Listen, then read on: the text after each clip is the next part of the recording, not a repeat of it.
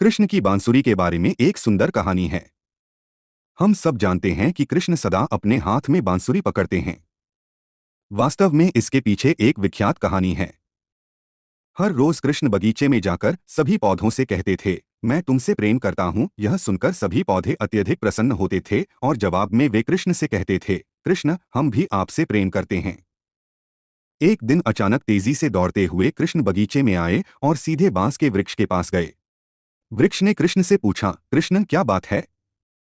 कृष्ण ने कहा, यद्यपि यह बहुत मुश्किल है, परंतु मुझे तुमसे कुछ पूछना है। बांस ने कहा, आप मुझे बताइए। यदि संभव होगा तो मैं अवश्य आपकी सहायता करूंगा। इस पर कृष्ण बोले, मुझे तुम्हारा जीवन चाहिए। मैं तुम्हें काटना चाहता हूँ। बांस ने क्षण भर के लिए सोचा और फिर बोला, आपके पास कोई अन्य विकल्प नहीं है क्या? दूसरा कोई रास्ता नहीं है? कृष्ण बोले, नहीं, बस यही एक रास्ता है। बांस ने कहा, ठीक है, मैं स्वयं को आपको समर्पित करता हूं। जब कृष्ण बांस को काटकर उसमें छेद कर रहे थे तब बांस दर्द से चिल्ला रहा था, क्योंकि छेद बनाने से बांस को बहुत पीड़ा हो रही थी। परंतु काटने व तराशने की प्रक्रिया के दौरान होने वाली पीड़ा और दर्द को सहने के बाद बांस ने स्वयं को एक मनमोहक बांसुरी में रूपांतरित पाया। यह बांसुरी हर समय कृष्ण के साथ रहती थी। इस बांसुरी से गोपियां भी ईर्ष्या करती थीं।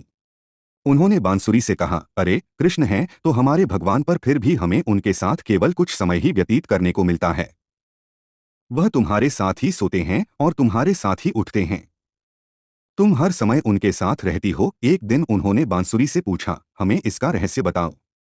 क्या कारण है कि भगवान कृष्ण तुम्हें इतना संजो कर रखते हैं? बांसुरी ने उत्तर दिया, इसका रहस्य यह है कि मैं अंदर से खोखली हूँ और मेरा अपना कोई अस्तित्व नहीं है।